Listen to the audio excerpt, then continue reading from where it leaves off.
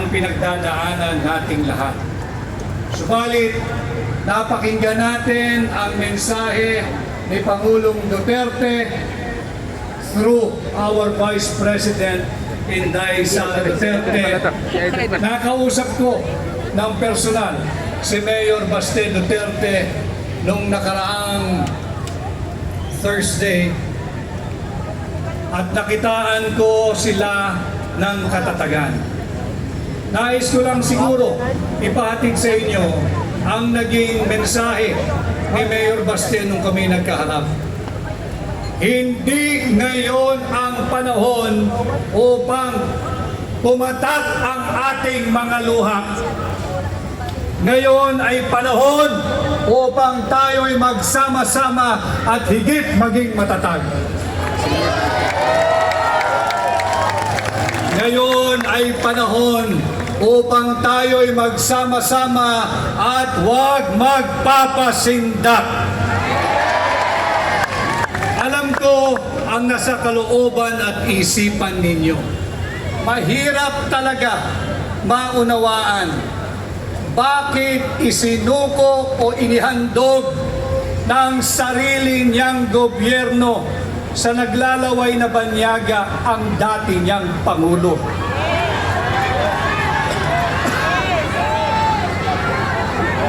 Wala na ba tayong batas na umiiral?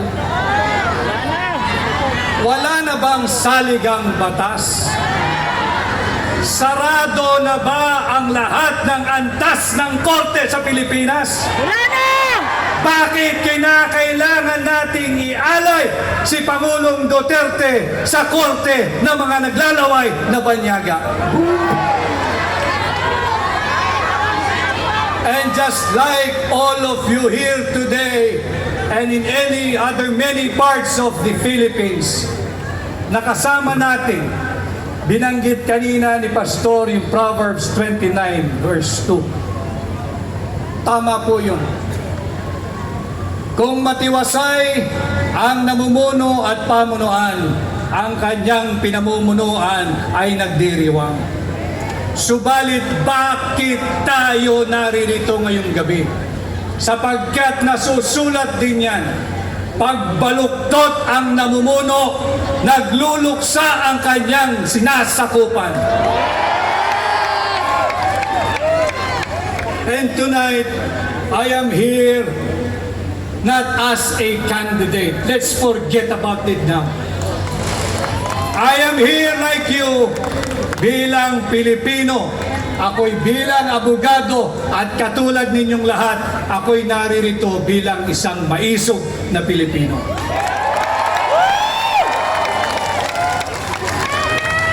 I stand with you, with President Duterte. Maisog! Maisog! Maisog! Maisog! Maisog! Kasama ninyo ako sa ating ginagawang panalangin. Bahagi din ako ng local defense team ni Pangulong Duterte. Subalit, I think it is more and beyond legal now. Kaming mga abogado, we can only do so much. And I tell you, Filipino people, itong labang to, hindi abogado ang magpapanalo rito. Taong bayan kayo ang magpapanalo rito! Duterte! Duterte! Duterte! Duterte! Duterte! Duterte! Duterte!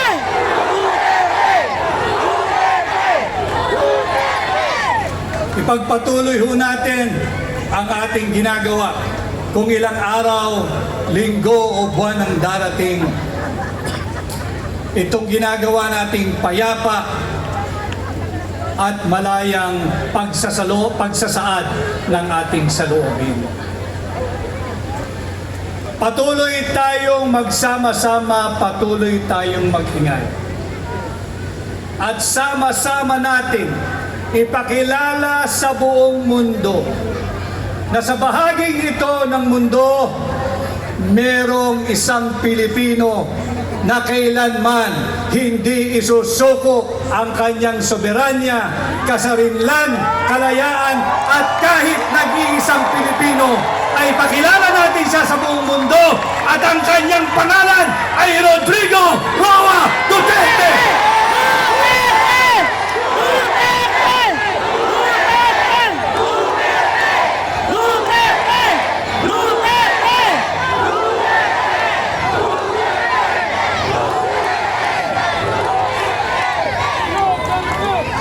Kilala natin, hindi lamang dito sa Pilipinas, kundi sa buong mundo. Sa kabila ng kanyang edad, sa kabila ng kanyang kalusugan, buong sigasig niyang tinanggap at sinabi niya, walang mananagot na pulis at sundalo sa aking naging polisiya. Akin ito. Yan ang malinaw na sinabi ni Pangulong. At muli, ako ay naririto kaisa ninyo sa pag-aalay ng panalangin. At sana patuloy tayong magkaisa at uulitin ko. Patuloy nating ipakilala sa buong mundo, hindi lamang sa ICC, na dito sa bahaging ito ng mundo, merong isang Pilipino, ang ngalan ay Rodrigo, na hindi isusuko ang kapwa niya Pilipino sa mga naglalaway na banyaga, sa naglalaway na korte. Ang tawag ay ICC. Maraming salamat. Mabuhay po tayo. Mabuhay si Tatay Digong. Let's bring home Tatay Digong!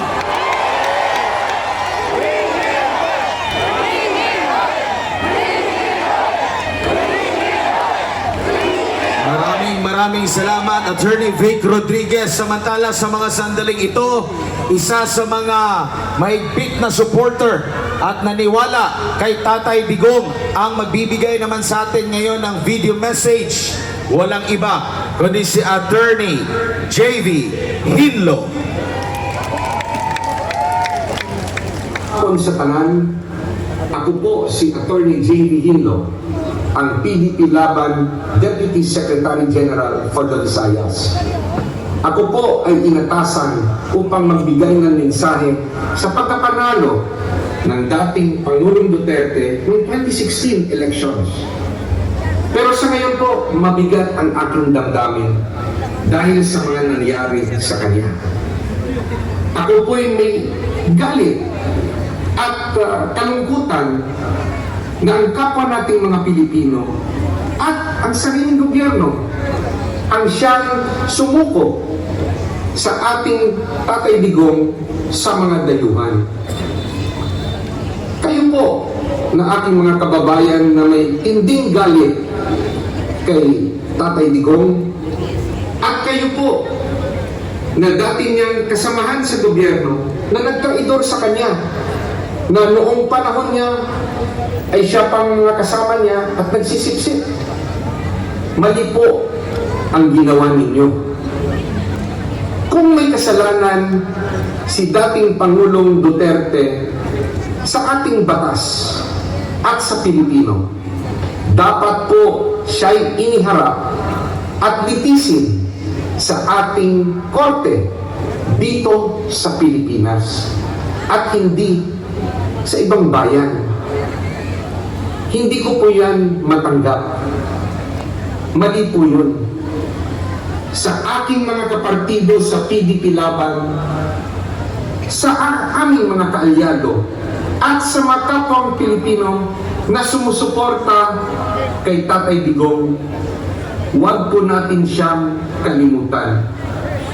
Kayo po ang nagpatakbo kay Mayor Duterte dati para maging Pangulo noong 2016 election. Hindi ba natatandaan pa natin na ayaw niyang tumakbo? Kasi po, nasa isip niya na yung nangyayari sa kanya ngayon ay pwedeng mangyari dahil isinapuso niya ang pagiging presidente.